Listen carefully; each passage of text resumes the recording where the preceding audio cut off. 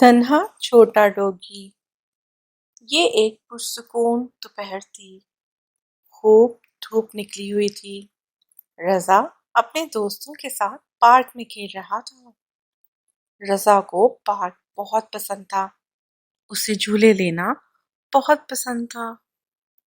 اس کو بہت تیز اور اونچا جھولا بہت اچھا لگتا تھا۔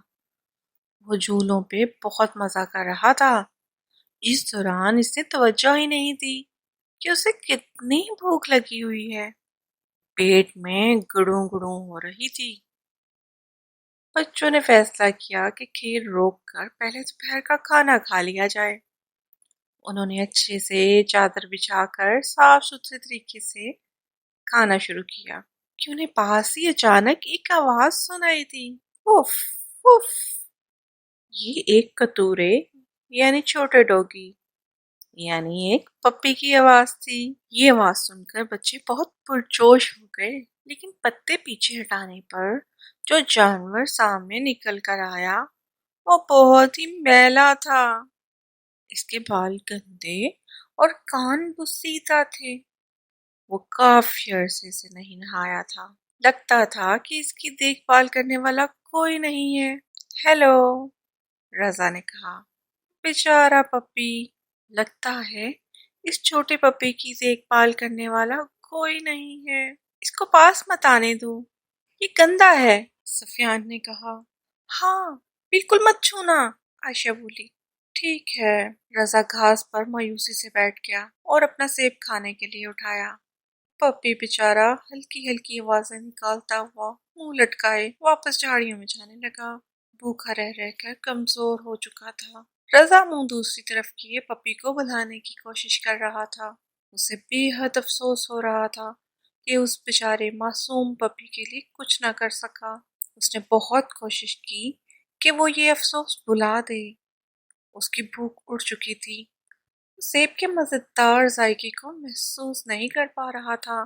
اسے یہ سیب اب کڑوا لگنے لگا تھا۔ رضا نے ایک فیصلہ کیا۔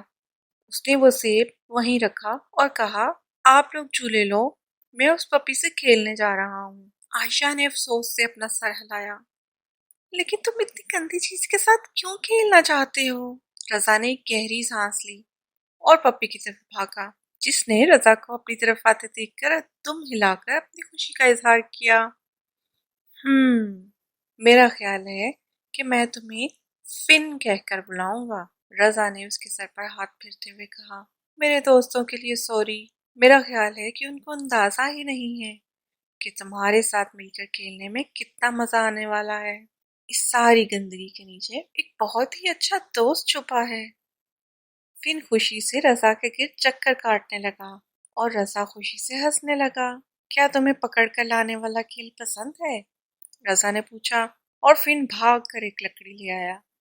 رضا نے وہ لکڑی دور پھینکی۔ فن بھاگ کر پکڑ لایا۔ وہ بہت تیز تھا، اتنا تیز کہ پارک کے جھولوں سے بھی زیادہ تیز۔ فن گیا اور سٹک پکڑ کر واپس لے آیا اور لا کر رضا کے پیروں میں رکھ دی۔